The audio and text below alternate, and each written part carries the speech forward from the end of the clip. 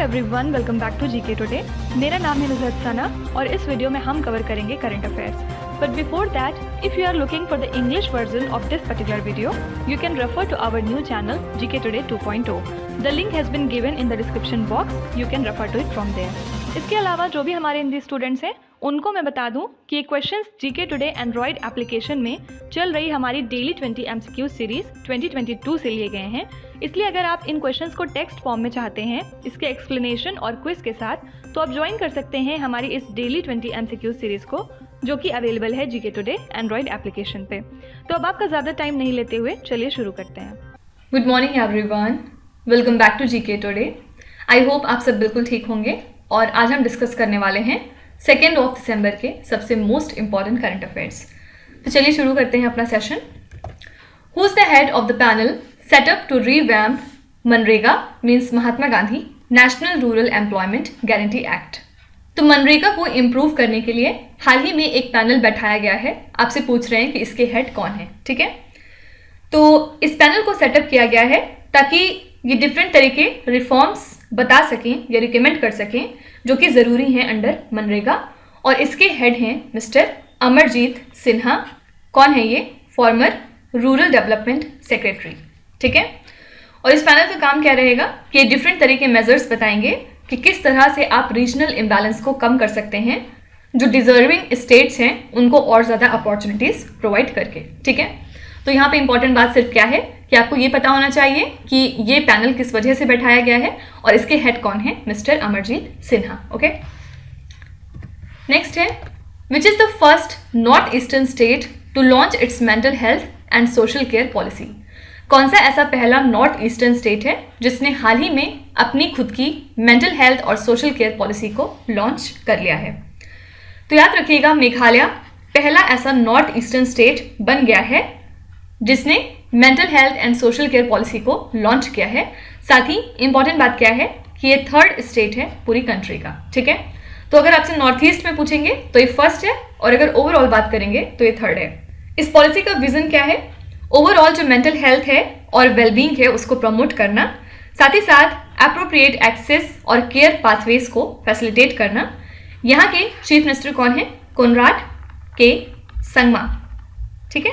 इन्होंने एंश्योर किया है कि प्रॉपर अटेंशन मिलेगी चिल्ड्रन, एडोलेसेंट, यूथ और वुमेन को स्पेशली, ठीक है। तो इंपॉर्टेंट बात क्या हो गई कि ये जो पॉलिसी है इसको लॉन्च करने वाला पहला नॉर्थ ईस्टर्न स्टेट कौन सा है? मेघालय। और ओवरऑल ये थर्ड है, ठीक है। आपको कमेंट्स में बताना है कि रेस्ट दो कौन से हैं इंडियन स्टेट्स में से जिनके पास पहले से mental health and social care policy मौजूद है। नेक्स्ट है, which state is the host of international Lusophone festival. International Lusophone festival के लिए होस्ट कौन सा स्टेट है, आपसे ये पूछ रहे हैं। सबसे पहले ल्यूसोफोन किसको कहते हैं? ल्यूसोफोन एक्चुअली उन लोगों को कहा जाता है जो कि पोर्तुगीज लैंग्वेज का यूज़ करते हैं आम बोलचाल भाषा में एज अ नेटिव या फिर कॉमन सेकेंड लैंग्वेज की तरह, ठीक है। तो ऐसे सभी लोग ल्यूसोफोन्स की कैटेगरी में आते हैं। तो मिनिस्ट्री ऑफ एक्सटर्नल अफेयर जो है ऑर्गेनाइज कर रहा है इंटरनेशनल ल्यूसोफोन फेस्टिवल को किसके साथ मिलके? in partnership with Indian Council of Cultural Relations and the Goa Government, ठीक है। तो इस फेस्टिवल के तहत वर्कशॉप्स ऑर्गेनाइज होंगे ऑन ल्यूसोफोन म्यूजिक, साथ ही एग्जीबिशंस बनाए जाएंगे on Goan architecture, Goan handicraft and Goan furniture, okay.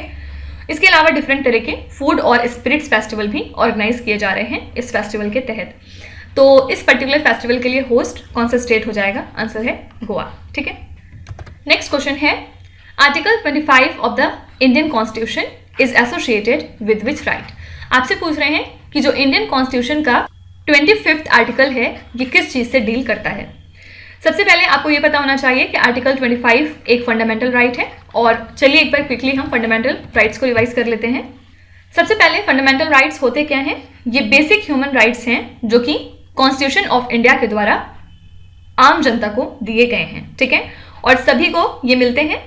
दो इंपॉर्टेंट बात क्या है फंडामेंटल राइट्स के बारे में? सबसे पहले ये एनश्राइंड है कॉन्स्टिट्यूशन में और सेकेंड बात जो सबसे ज़्यादा इंपॉर्टेंट है वो क्या है, ये जस्टिसेबल होते हैं नेचर में अपने, ठीक है। इसका मतलब क्या है कि ये कोर्ट्स के द्वारा इन्फोर्सेबल होते हैं। मतलब अगर आपको लगता है कि फंडामेंटल राइट्स का आपका कोई हनन कर रहा है तो आप सीधे कोर्ट को अप्रोच कर सकते हैं, ठीक है। तो टोटल 6 तरह के फंडामेंटल राइट्स कॉन्स्टिट्यूशन में मौजूद हैं हर सिटीजन के लिए। फर्स्ट है इसमें राइट टू इक्वालिटी, ठीक है, और राइट टू इक्वालिटी कवर करता है 14 से लेके 18 नंबर के आर्टिकल को। सेकेंड है राइट टू फ्रीडम, और इसमें कौन कौन से नंबर के आर्टिकल्स आते हैं, 19 से लेके 22। थर्ड है राइट अगेंस्ट एक्सप्लॉयटेशन, ठीक है, और इसमें सिर्फ 2 आर्टिकल्स आते हैं, कौन से, 23 और 24। फिर नेक्स्ट है right to freedom of religion, और इसमें टोटल 4 नंबर के आर्टिकल्स कवर हैं, कौन कौन से, 25 से लेके 28। उसके बाद फिफ्थ है कल्चरल एंड एजुकेशनल राइट्स, इसमें 2 आर्टिकल आते हैं, 29 एंड 30।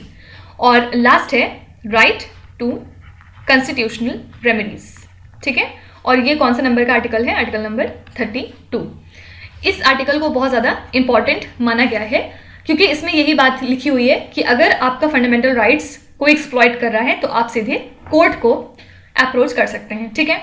एक क्वेश्चन और बहुत पूछा जाता है इससे रिलेटेड, याद रखिएगा, डॉक्टर भीमराव अंबेडकर ने इस आर्टिकल को कहा था कि ये हार्ट एंड सोल है इंडियन कॉन्स्टिट्यूशन का, ठीक है। तो कई बार एज अ स्टैटिक जीके पूछा गया है कि कौन से इंपॉर्टेंट पर्सनालिटी है जिन्होंने आर्टिकल नंबर 32 को heart and soul of Indian constitution कहा है, ये है भीमराव अंबेडकर। उल्टा भी पूछा गया है कि भीमराव अंबेडकर ने कौन से नंबर के आर्टिकल को ये बोला है, तो याद रखिएगा आर्टिकल नंबर 32। लेकिन इसके अलावा एक और फंडामेंटल राइट था ओरिजिनल कॉन्स्टिट्यूशन में जिसका नाम है राइट टू प्रॉपर्टी, ठीक है, लेकिन लेटर ऑन इसको हटा दिया गया था from the list of fundamental rights through 44th constitutional amendment act, ठीक है। तो प्रेजेंट में अब बात करें तो ये जो राइट टू प्रॉपर्टी है ये अब लीगल राइट हो गया है और अब ये फंडामेंटल राइट नहीं है, ओके। अब हर राइट के अंदर में जाके अगर आप हर आर्टिकल को रीड करेंगे तो ये बहुत लंबा वीडियो हो जाएगा फिर, तो इतना नहीं जाना जरूरी है। जिन लोगों के एग्जाम में पॉलिटी सेक्शन अलग से आता है वो इसको रीड करेंगे, उनके लिए तो मस्ट है, लेकिन ओवरऑल बस इतना जानना ही काफ़ी हो जाएगा, ठीक है। अब वापस अपने क्वेश्चन पे आते हैं। यहाँ पे आपसे आर्टिकल 25 के बारे में पूछ रहे हैं और हमने पीछे ही पढ़ा कि article 25 right to freedom of conscience and free profession, practice and propagation of religion से डील करता है, ठीक है। एक्चुअली किस वजह से न्यूज़ में था, क्योंकि हाल ही में यूनियन गवर्नमेंट ने सुप्रीम कोर्ट को ये बोला है कि जो right to freedom of religion है उसमें ऐसा कोई फंडामेंटल राइट नहीं है कि आप किसी और इंसान को अपने पर्टिकुलर रिलीजन में कन्वर्ट करें, ठीक है। ऑल्दो ये आपकी फ्रीडम है कि आप अपने रिलीजन को प्रोपगेट करना चाहते हैं, लेकिन आप किसी के ऊपर ज़बरदस्ती नहीं कर सकते हैं कि आप उनका रिलीजन कन्वर्ट करा के अपने में कर लें, ठीक है। तो छोटी सी न्यूज़ थी, बस इंपॉर्टेंट बात क्या है कि आर्टिकल 25 क्या चीज़ है, ये फंडामेंटल राइट है। नेक्स्ट है when is the international Jaguar day celebrated. तो इंटरनेशनल जैगुआर डे हर साल हम मनाते हैं 29 नवंबर को, और जैगुआर की बात करें तो ये 3rd लार्जेस्ट कैट प्रेडेटर है पूरी दुनिया में, साथ ही ये इंपॉर्टेंट स्पेशीज होता है अमेजॉन रेन फॉरेस्ट का, ठीक है। तो ये दिन हम क्यों मनाते हैं, ताकि अवेयरनेस रेज किया जा सके कि किस तरह से थ्रेट्स बढ़ते जा रहे हैं इनके सर्वाइवल को लेके और कितना ज़्यादा ज़रूरी है इनको कंजर्व करना, ठीक है। तो ध्यान में रखिएगा ये कब हम मनाते हैं, 29 नवंबर को।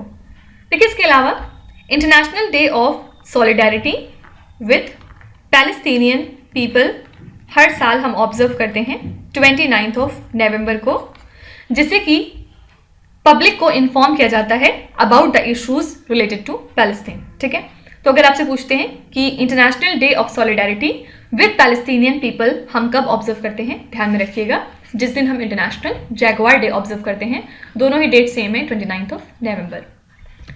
नेक्स्ट है RBI has commenced it's retail CBDC pilot project in how many cities. आपसे पूछ रहे हैं कि RBI ने अपना रिटेल CBDC पायलट प्रोजेक्ट हाल ही में कमेंस कर लिया है, कितनी सिटीज में। सबसे पहले CBDC क्या चीज़ है, सेंट्रल बैंक डिजिटल करेंसी, ठीक है। और रिजर्व बैंक ऑफ इंडिया ने 1 दिसंबर से इस पायलट प्रोजेक्ट को कमेंस कर लिया है टोटल 4 सिटीज़ में।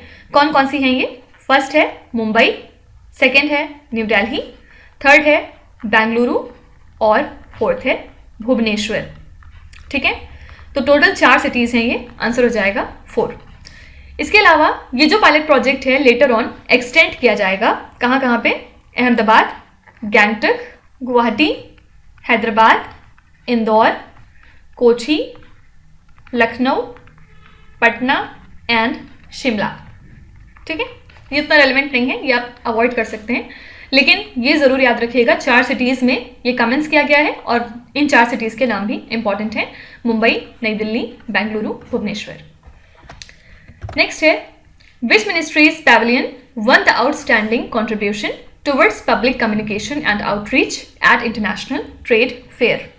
तो ministry of health and family welfare की पैवेलियन ने हाल ही में जीत लिया है outstanding contribution towards public communication and outreach का अवार्ड। कहाँ पे?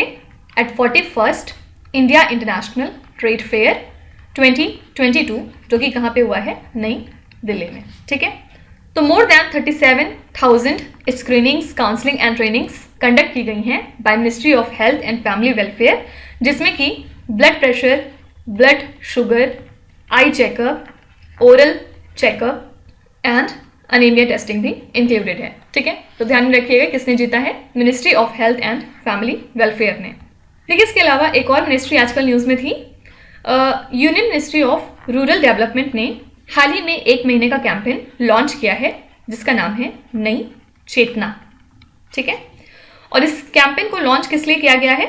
ताकि वुमेन स्पेशली रूरल एरियाज में अवेयर हो सके अपने राइट से, साथ ही ये एक मैकेनिज्म भी डेवलप करेंगे जिसके थ्रू ये अपने ग्रीवेंसेस को रिड्रेस कर सकती हैं। ठीक है, और इसको लॉन्च कब किया गया है? On international day for elimination of violence against women. ठीक है, इसको हर साल हम कब ऑब्जर्व करते हैं? 25 नवंबर को। तो अगर आपसे पूछते हैं कि कौन सी यूनियन मिनिस्ट्री है जिसने नई चेतना कैंपेन को लॉन्च किया है, तो आंसर हो जाएगा ministry of rural development. Next question है, the United Nations panel has recommended which site to be listed as world heritage site in danger? तो यूनाइटेड नेशंस पैनल ने कौन सी साइट को हाल ही में रिकमेंड किया है कि इसको हमें लिस्ट कर लेना चाहिए as world heritage site in danger?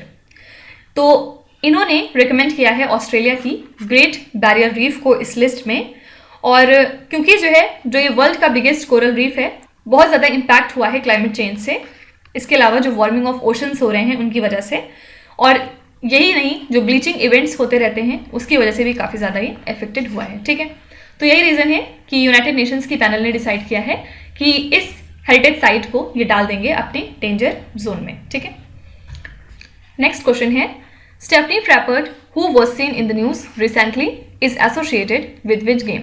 आपसे पूछ रहे हैं ये क्यों इंपॉर्टेंट है? तो याद रखिएगा, स्टेफनी फ्रैपर्ट ऐसी पहली वुमेन बन गई हैं जो कि वुमेन रेफरी बन चुकी हैं किसी मेंस वर्ल्ड कप मैच में, और फीफा ने ये अनाउंस किया है कि ये कौन से गेम का चार्ज लेंगी? ग्रुप ई मैच का, जो कि होगा between Germany and Costa Rica. ठीक है, तो ये 38 ईयर ओल्ड हैं सिर्फ, और अब ये one of the 3 women referees हैं अमंग द 36 जिनको कि सेलेक्ट किया गया है for the tournament in Qatar. और रेस्ट 2 कौन सी हैं? तो सेकेंड है रुवांडा की ऑफिशियल सलीमा मुकन संगा, और थर्ड है जापान की योशिमी यामाशिता। ठीक है, तो याद रखिएगा कौन से गेम से एसोसिएटेड हो गई? फुटबॉल से। नेक्स्ट है, Tata group has announce to merge which airline with Air India? Tata group ने हाल ही में अनाउंस किया है कौन सी एयरलाइन को मर्ज करना विद एयर इंडिया? तो Tata group and Singapore Airlines ने हाल ही में अनाउंस किया है कि अब ये मर्ज कर देंगे विस्तारा को विद एयर इंडिया। ठीक है, और मर्जर के बाद जो विस्तारा ब्रांड है ये अब नहीं एग्जिस्ट करेगा, और इसी के साथ एयर इंडिया जो है इंडिया की सेकेंड लार्जेस्ट डोमेस्टिक और लार्जेस्ट इंटरनेशनल कैरियर बन जाएगी। ठीक है, इसके पहले अगर आपको याद हो पिछले साल, तो टाटा ग्रुप ने इनिशिएट किया था मर्जर किसका? एयर एशिया इंडिया का किसके साथ? एयर इंडिया एक्सप्रेस के साथ। ठीक है, तो यहाँ पे करेक्ट आंसर हो जाएगा विस्तारा। नेक्स्ट है, who is the head of the FBI advisory committee recently formed by SEBI? तो सेबी ने हाल ही में 16 मेंबर की एक FBI एडवाइजरी कमेटी को फॉर्म किया है जिसके चेयरपर्सन हैं मिस्टर हसमुख अधिया। ठीक है, ये कौन है? Farmer finance secretary. इसके अलावा इसमें HR खान भी मौजूद हैं जो कि फॉर्मर डेप्यूटी गवर्नर रह चुके हैं रिजर्व बैंक ऑफ इंडिया में, और R सुब्रमण्यम भी हैं। ठीक है, ये कौन है? ये एग्जीक्यूटिव डायरेक्टर हैं रिजर्व बैंक ऑफ इंडिया के। ठीक है, इसके अलावा एक 20 मेंबर की कमेटी बनाई गई है on review of take over regulations, और इसको लीड कौन करेंगे? रिटायर्ड जस्टिस शियावक्स जल वजीरदार। ठीक है, और social stock exchange advisory committee भी बनाई गई है जिसको कि लीड करेंगे R बाल सुब्रमण्यम, जो कि चेयरमैन हैं ग्राम के। फुल फॉर्म क्या है? Grass root research and advocacy movement. ठीक है, तो किसी भी कमेटी के जो हेड हैं उनको भी ध्यान रखना जरूरी है आपके लिए। लास्ट क्वेश्चन है, विच institution launched the rehab project? Rehab का फुल फॉर्म क्या है? Reducing human attack using Honey बीज। तो रिहैब एक्चुअली प्रोजेक्ट है KVIC का, मतलब khadi and village industries commission का, और ये वर्क करती हैं under ministry of MSME means micro small and medium enterprises. तो हाल ही में KVIC के चेयरमैन मिस्टर मनोज कुमार ने इनॉग्रेट किया है इस प्रोजेक्ट को। कहाँ पे?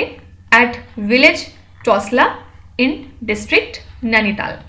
ठीक है, और प्रेजेंट में बात करें तो KVIC इस प्रोजेक्ट को रन करता है टोटल 7 स्टेट्स में कंट्री के। और होता क्या है इस प्रोजेक्ट में? बी बॉक्स को इंस्टॉल किया जाता है ऐसे एरियाज में जहां पे एलिफेंट्स बहुत ज़्यादा आते जाते हैं ताकि वो ह्यूमन सेटलमेंट से दूर रहें। ठीक है, तो ये थे आज के सबसे मोस्ट इंपॉर्टेंट करंट अफेयर्स और न्यूज़, और अब हम चलेंगे हमारे रिवीजन सेशन की तरफ। कौन सी 3 कैटेगरीज आज हम देखने वाले हैं? फर्स्ट ऑफ ऑल हम बात करेंगे इंपॉर्टेंट डेज एंड थीम्स की, उसके बाद सेकेंड हम देखेंगे कुछ इंपॉर्टेंट स्कीम्स, और एट लास्ट हम बात करेंगे कुछ इंपॉर्टेंट वेन्यूज़ की। ठीक है, अगेन अभी भी हम लोग नवंबर मंथ में नहीं आए हैं, पुराना ही अभी तक रिवाइज कर रहे हैं। सबसे पहले डेज एंड थीम्स देखते हैं। World rabies day is observed marking the death anniversary of which particular scientist. तो वर्ल्ड रेबीज डे हर साल हम ऑब्जर्व करते हैं 28 सितंबर को, और किसको कंट्रीब्यूट पे करने के लिए, मतलब इस दिन किसकी डेथ एनिवर्सरी होती है? ये हैं scientist Louis Pasteur. What is the theme of the World Maritime Day 2022? World Maritime Day हर साल ऑब्जर्व किया जाता है सितंबर मंथ के लास्ट थर्सडे को। ठीक है, और इस साल ये कब पड़ा था? 28 सितंबर को। थीम क्या थी इस साल के लिए? थीम थी new technologies for greener shipping. ठीक है, when is the international day of awareness on food loss and waste reduction observe every year? इसको हम ऑब्जर्व करते हैं 29 सितंबर को, और थीम थी इस साल की stop food loss and waste for the people for the planet. ठीक है, what is the theme of the world heart day 2022? इसको भी ऑब्जर्व करते हैं 29 सितंबर को, और इस साल के लिए थीम क्या थी? Use heart for every heart. ठीक है, what is the theme of the world reverse day 2022? Reverse day हम कब मनाते हैं? 4th संडे ऑफ सितंबर मंथ को, और इस साल ये कब सेलिब्रेट किया गया? 25 सितंबर को। ओके, और थीम थी इस साल के लिए the importance of rivers to biodiversity. देखिए एक चीज़ और है, जो भी क्वेश्चन ऐसे होते हैं जिसमें डायरेक्टली आप डेट बता सकते हैं, जैसे वर्ल्ड हार्ट डे है 29 सितंबर को, तो इस टाइप के क्वेश्चन ज़्यादा आते हैं आपके एग्जाम में। ठीक है, लेकिन फिर भी अगर थोड़ा सा पेपर टफ बनाना है उनको, तो फिर वो वर्ल्ड मैरीटाइम डे टाइप के डेज पूछ लेते हैं, और उसमें ये ऑप्शन भी देते हैं 28 सितंबर, और ये वाला भी देते हैं last Thursday of September month. तो 28 सितंबर सिर्फ 2022 के लिए पड़ी है। ठीक है, तो आपको ये याद रखना है कि एग्जैक्ट कब हम मनाते हैं? लास्ट थर्सडे में सितंबर मंथ के। ये फॉल कर गया था, ये अलग बात है। ठीक है, तो अगर ऑप्शन में ये चीज़ दे रहा है तो आपको यही टिक करना है। ठीक है, world pharmacist day is observed during which month? तो इसको हम ऑब्जर्व करते हैं सितंबर मंथ में, और प्रिसाइसली अगर बात करें कौन सी डेट को, तो 25 सितंबर को। थीम क्या थी इस साल के लिए? Pharmacy United in action for a healthier world. ठीक है, ये थीम थी पूरी इस साल के लिए। What is the theme of the world tourism day 2022? इसको हर साल हम मनाते हैं 27 सितंबर को, और थीम थी इस साल के लिए रीथिंकिंग टूरिज्म। ठीक है, अब चलिए कुछ इंपॉर्टेंट स्कीम्स देख लेते हैं। Swadesh Darshan scheme is an initiative of which union ministry? नाम से ही पता चल रहा है कौन सी मिनिस्ट्री में आएगा ये, मिनिस्ट्री ऑफ टूरिज्म। और इसको क्यों लॉन्च किया गया, for an integrated development of theme based tourist circuit in India. Which state has announced India's first breakfast scheme for the government school students. ये लॉन्च किया है तमिलनाडु स्टेट गवर्नमेंट ने, और किसके लिए, जो बच्चे 1 to 5 क्लासेस में पढ़ते हैं गवर्नमेंट स्कूल्स में। Which state launch the Indira Gandhi urban employment guarantee scheme. ये स्कीम कुछ दिनों पहले राजस्थान स्टेट गवर्नमेंट ने लॉन्च की थी। किस लिए, ताकि अगर किसी को ज़रूरत है तो उसको वर्क प्रोवाइड किया जा सके 100 days इन अ ईयर। ठीक है। Which state launched Pudhumai Penn scheme to provide monthly financial assistance for the female students to complete undergraduate programme. Pudhumai Penn scheme है तमिलनाडु स्टेट गवर्नमेंट की, और इसमें जो है monthly grant of 1000 rupees female students को प्रोवाइड किया जाएगा, ताकि वो बैचलर्स डिग्री, डिप्लोमा, ITI वगैरह परस्यू कर सकें। ठीक है। और इसके लिए बेनिफिशियरी कौन होंगे, वो सारी फीमेल स्टूडेंट्स जो कि गवर्नमेंट स्कूल में पढ़ चुकी हैं फ्रॉम क्लासेस 6 to 12, ये सब लोग एलिजिबल हैं इस पर्टिकुलर स्कीम के तहत। ठीक है। विच इंडियन स्टेट और the union territory launched the छाता स्कीम। छाता स्कीम किसका है, उड़ीसा स्टेट का, और फुल फॉर्म क्या होता है छाता का, community harnessing and harvesting rain water artificially from terrace to aquifer. ठीक है। और ये किस वजह से न्यूज़ में थी, क्योंकि हाल ही में इसको अप्रूव कर दिया है स्टेट कैबिनेट ने, कितनी लागत के साथ, 270 crore rupees. Which state inaugurated schools of excellence and the model school scheme based on the schools of Delhi. ये स्टेट है Tamil Nadu. Kalia scheme is implemented by which particular state. Kalia का फुल फॉर्म क्या है, Krushak assistance for livelihood and income augmentation. ये scheme है Orissa state की, और इसके तहत जो भी रजिस्टर्ड फार्मर हैं उनको 2000 रुपये डायरेक्टली प्रोवाइड किए जाएंगे उनके बैंक अकाउंट में फर्दर हेल्प करने के लिए। विच इंडियन स्टेट और the union territory launched the rural backyard piggery scheme. ये स्कीम है मेघालय स्टेट की, और इसको लॉन्च किया गया है under national life stock mission. ठीक है। अब लास्ट में बात करते हैं कुछ इंपॉर्टेंट वेन्यूज की। Which is the venue of the national conference of tourism ministers of states and the union territories. Answer हो जाएगा Dharamshala. What is the new name of the Rajpath, the iconic avenue in New Delhi. Rajpath का नाम बदल के रख दिया गया है Kartavya Path. Which is the venue of the 30th southern zonal council meeting held recently.